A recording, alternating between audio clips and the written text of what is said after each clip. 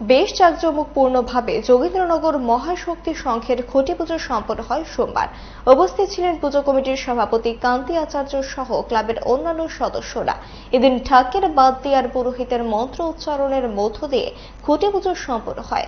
এবছর তাদের বাজেট প্রায় 3.5 লক্ষ টাকা বলে জানান সভাপতি কান্তি আচার্য।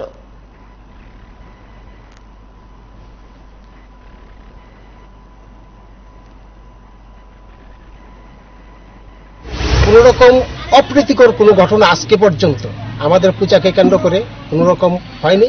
আমরা কারোর কাছে কোনোরকম চাঁদার জন্য কোনো জুলুম পাই করি না। আমরা স্বল্প বাজেটে পূজা করি। আমাদের বাজেট অনলি 3.5 লাখ টাকার মতো। তো এর মধ্যে আমরা পূজা সম্পন্ন করব। আমাদের এইবার বিভিন্ন প্রাকৃতিক বিপর্যয়ে আমাদের উপরে আরো কতগুলো দায়িত্ব ন্যস্ত হচ্ছে। প্রথমত আমরা এখানে পূজা কমিটি এবং ক্লাব কমিটির সম্মিলিত চেষ্টায় আমরা প্রথমত একটা স্বাস্থ্য শিবির করছি।